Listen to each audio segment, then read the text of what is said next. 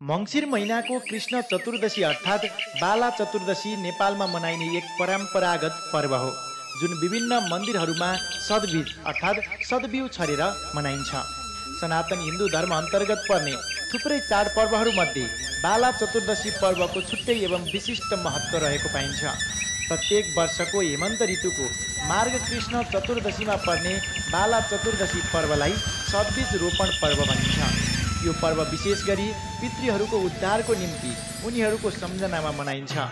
मार्ग कृष्ण त्रयोदशीको साँझमा पशुपतिनाथ लगायत देशैभरिका मठ मन्दिर एवं शिवालयमा दीप प्रज्वलन गरी रातभरि जागराम बसी भोलिपल्ट अर्थात् चतुर्दशीको दिन सदबीज रोपण गरिन्छ। बोलीचालीको भाषामा सदबिउ छर्ने भनिने सदबीज रोपणले पितृहरूको उद्धार हुन्छ भन्ने जनविश्वास रहिआएको छ। सुवर्ण रतिका तुल्यम व्रीहि मेकम परिचिपेद मृगस्थलीम परिभ्रम्य पुनर्जन्म नविद्यते। नेपालीमा शतमको अर्थ 100 र बीजको अर्थ बिउ हुन्छ। यसरी सदबीज भन्नाले 100 थरी बिउ भन्ने बुझिन्छ। तर पनि सदबीजमा मुख्यतः धान, जौ, गहुँ, चना, तिल, कागुनु र मकैलाई मात्र लिने गरेको पाइन्छ।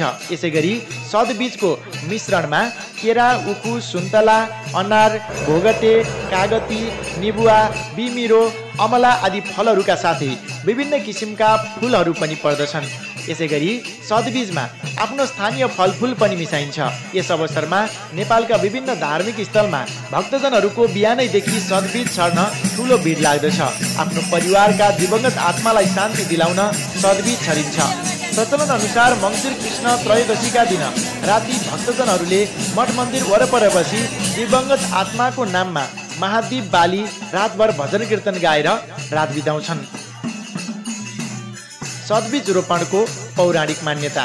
भगवान शिव मृगरूप लिएर जहाँ जहाँ घुम्नुभयो त्यस पुण्य क्षेत्रमा बाला चतुर्दशीका दिन एक गेडा बीज छर्दा त्यत्तिकै परिणाममा सुन दान गरे बराबरको पुण्य मिल्ने र दिवंगत आत्माले पनि मुक्ति पाउने विश्वास गरिन्छ। बागमती किनारको मृगस्थलीमा भगवान शिव मृगरूप धारण गरेर विहार गर्नुभएको थाहा पाई त्यस शिवरूपी मृगलाई चिन्न पार्वतीले विभिन्न किसिमका बीज छरेको र ती बीज उम्री हरिया भएपछि मृगहरू आउँदा उक्त बथानमा भगवान शिवलाई पार्वतीले चिन्न सकेको किम्वदन्ती पनि छ। आफ्ना मातापिताको आशौच वा बरकी बारेको समय बाध्यताले गर्दा गर्नुपर्ने विविध नियमको पालना गर्न नसकिने हुनाले मार्ग कृष्ण त्रयोदशीको साँझमा बत्ती जगाई रातभरि जागराम बसी भोलिपल्ट सदबिउ छर्नाले आध्यात्मिक, आदिभौतिक र आदिदैविक पापहरू नष्ट हुन्छन् भन्ने विश्वास रहेको छ।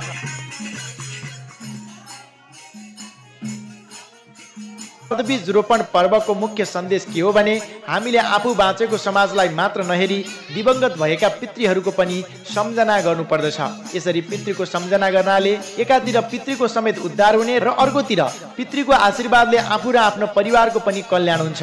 श्रुति स्मृति र पुराणहरूमा देवता रिजाउन भन्दा पितृ रिजाउन कठिन हुन्छ।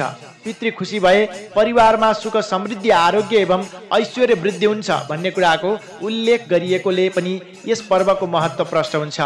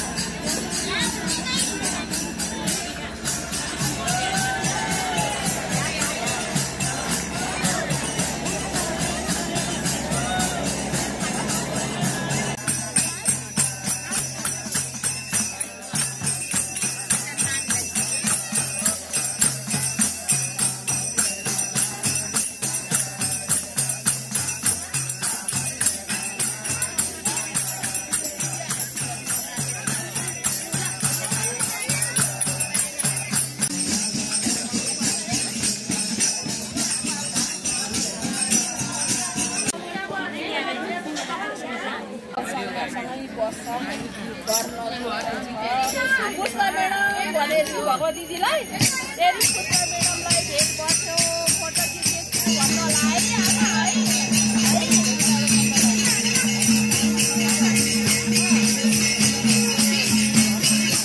कालिनाको घर बिर्स्याउने भनेर म भन्छु